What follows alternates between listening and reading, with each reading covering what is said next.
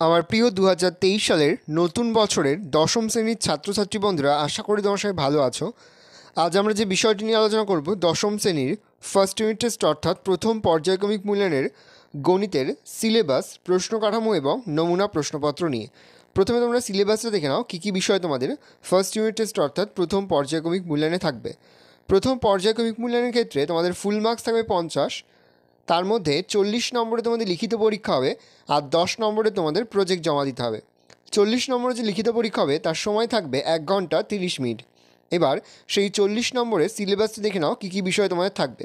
তোমাদের থাকবে প্রথম অধ্যায় একচল বিশিষ্ট দ্বিঘাত সমীকরণ, দ্বিতীয় অধ্যায় সরল সুদ কষা, তৃতীয় অধ্যায় বৃত্ত সম্পর্কিত উপপাদ্য, চতুর্থ অধ্যায় আয়তঘন, পঞ্চম অধ্যায় অনুপাত ও সমানুপাত, ষষ্ঠ অধ্যায় চক্রবৃদ্ধি, সুদ ও সমাহার বৃদ্ধি বা হ্রাস, সপ্তম অধ্যায় বৃত্তস্থ কোণ সম্পর্কিত উপপাদ্য, অষ্টম অধ্যায় লম্ববৃত্তাকার চোঙ, নবম অধ্যায় দ্বিঘাতকরণী, দশম অধ্যায় বৃত্তস্থ চতুর্ভুজ সংক্রান্ত উপপাদ্য।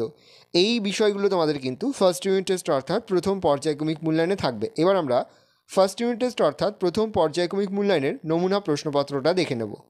সরাসরি স্ক্রিনে কিন্তু তোমরা কোশ্চেন পেপারটা দেখতে পাচ্ছ। দেখো, ফুল মার্কস তোমাদের রয়েছে 40 আর সময় তোমাদের রয়েছে 1 ঘন্টা 30 মিনিট। দেখো, প্রথমে তোমাদের রয়েছে বিভাগ ক, একের দাগে রয়েছে সঠিক উত্তরটি নির্বাচন করো। এখানে মোট 6টি প্রশ্ন দেওয়া রয়েছে, প্রতিটি প্রশ্নের মান 1 করে 1 × 6 = 6। প্রথম, বার্ষিক 10% সুদের হার কত বছরে কিছু পরিমাণ টাকা ও তা থেকে প্রাপ্ত সুদের অনুপাত 10:3 হবে। এখানে অপশন হচ্ছে 3 বছর, 2 বছর, 4 বছর না 6 বছর। উত্তর হবে 3 বছর। পরের প্রশ্ন, নির্দিষ্ট পরিমাণ টাকার বার্ষিক নির্দিষ্ট শতকরা সুদের হার 1 বছরের চক্রবৃদ্ধি সুদের পরিমাণ ও সরল সুদের পরিমাণ কি? এখানে অপশন হচ্ছে ভিন্ন, বিপরীত, সমান না শূন্য। উত্তর হবে সমান। পরের প্রশ্ন, x × x + 3 = 0 সমীকরণে x এর মান কত হলে একটি দ্বিঘাত সমীকরণ হবে না? এখানে অপশন হচ্ছে 1, 0, 5, কোনোটি নয়। উত্তর হবে 0।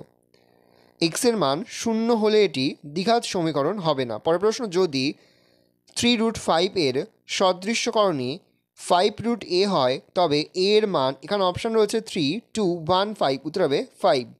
পরের প্রশ্ন, একটি বৃত্তের পরিধিস্থ কোণ 70 ডিগ্রি, ওই বৃত্তের কেন্দ্রস্থ কোণ, এখানে অপশন হচ্ছে 110 ডিগ্রি, 140 ডিগ্রি, 70 ডিগ্রি না 35 ডিগ্রি। উত্তর হবে 140 ডিগ্রি। পরের প্রশ্ন, কোনো বৃত্তস্থ চতুর্ভুজ কেন্দ্রে 50 ডিগ্রি কোণ উৎপন্ন করলে ওই চতুর্ভুজের একটি কোণ হবে, এখানে অপশানে 90 ডিগ্রি, 50 ডিগ্রি, 25 ডিগ্রি না 100 ডিগ্রি। উত্তর হবে 100 ডিগ্রি। দেখো, একের দাগে রয়েছে নিচের প্রশ্নগুলির উত্তর দাও।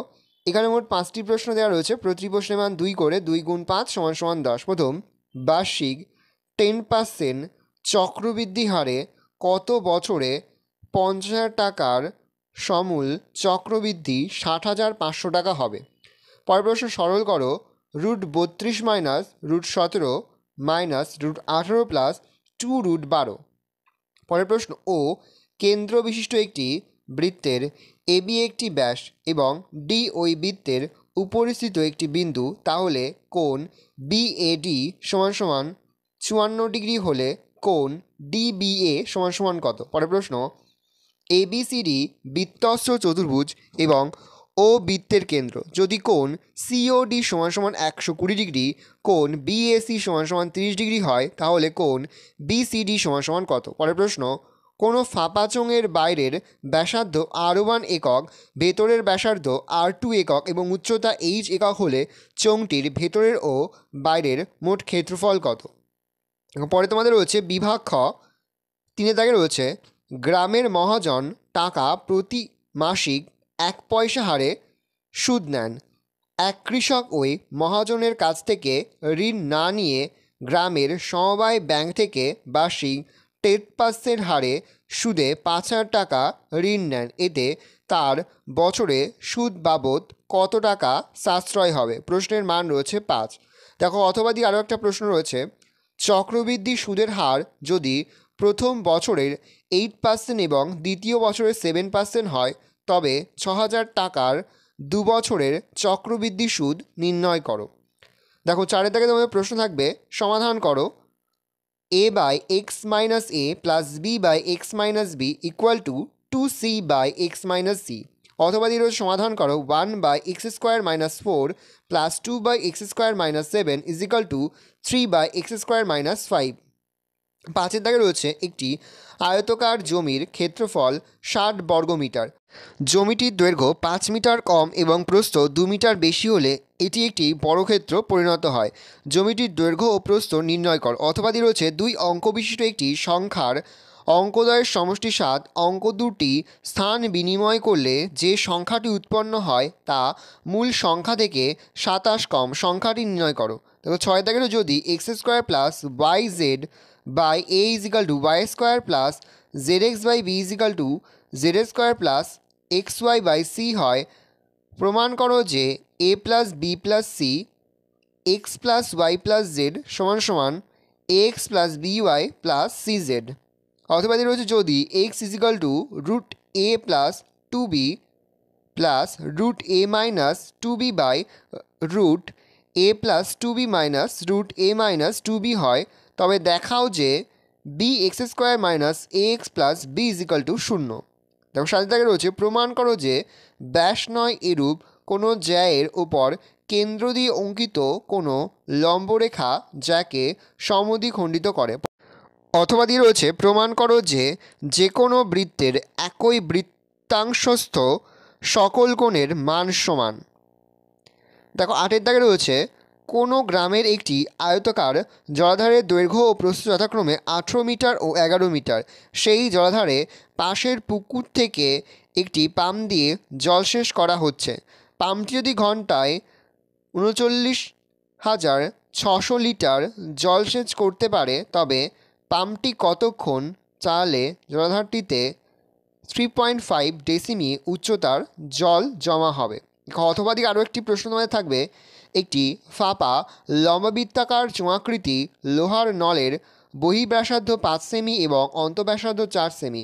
নলটির সমগ্র তলের ক্ষেত্রফল 1188 বর্গ সেমি হলে নলটির দৈর্ঘ্য কত হিসাব করো। ভালো করে দেখে নাও, এই রয়েছে টোটাল তোমাদের 40 মার্কের প্রশ্নপত্র। প্রতিটি স্কুলেই কিন্তু এই ধরনের কোশ্চেন প্যাটার্নে তোমাদের কিন্তু ফার্স্ট ইউনিট টেস্ট অর্থাৎ প্রথম পর্যায়ক্রমিক মূল্যায়নের প্রশ্নপত্র হবে, সেহেতু ভালো করে তোমরা প্রশ্নপত্র দেখে নাও। আশা করি ভিডিওটা ভালো লেগেছে। ভিডিওটা ভালো লাগলে ভিডিওকে লাইক করতে একদমই ভুলবে না। আর আমার চ্যানেল তুমি নতুন হও, লাল কালার যে সাবস্ক্রাইবার প্রেস করে পাশে বেল আইকন সে প্রেস করবে, যখন আমি নতুন কোনো ভিডিও আপলোড করি সবার ফার্স্ট নোটিফিকেশন তোমরা পেয়ে যাও। আর এই ভিডিওটি তোমার বন্ধু বান্ধবী আত্মীয় সবার মধ্যে কিন্তু অনেক শেয়ার করে দাও যারা এই বছর 10ম শ্রেণীতে পড়ছে। আমরা কিন্তু ইতিমধ্যেই 10ম শ্রেণীর প্রতিটি বিষয়ের সিলেবাস, প্রশ্ন কাঠামো এবং নমুনা প্রশ্নপত্র কিন্তু আপলোড করে দিয়েছি, এবং তার পাশাপাশি 10ম শ্রেণীর প্রতিটি বিষয় অধ্যায়ভিত্তিক ছোটো প্রশ্নের উত্তর সহ সাজেশন এবং বড় প্রশ্নের সাজেশনও কিন্তু আপলোড করে দিয়েছি। তোমরা যদি এখনও পর্যন্ত সেই ভিডিওগুলো না দেখে থাকো, ভিডিওগুলো কিন্তু তাড়াতাড়ি দেখে নাও। আশা করা যায় প্রতি বছরের ন্যায় এই বছরও তোমরা আমাদের সাজেশন অংশ থেকে সমস্ত প্রশ্নে কিন্তু কমন পেয়ে যাবে, সেহেতু প্রতিনিয়ত যে অধ্যায়ভিত্তিক সাজেশনগুলো আমরা তোমাদের কাছে তুলে ধরছি সেই অধ্যায়ভিত্তিক সাজেশনগুলো কিন্তু খুব ভালো করে ফলো করো, তাহলে দেখবে প্রতিটি বিষয়ের পরীক্ষায় খুব ভালো হবে। তোমাদের সকলকেই জানাই আগাম পরীক্ষার অনেক শুভেচ্ছা এবং অভিনন্দন। একেবারে ভিডিও শেষে স্ক্রিনে তোমরা একটা প্লেলিস্ট দেখতে পারবে, তার উপরে ক্লিক করলেই সমস্ত ভিডিওগুলো কিন্তু তোমরা পর দেখে নিতে পারবে।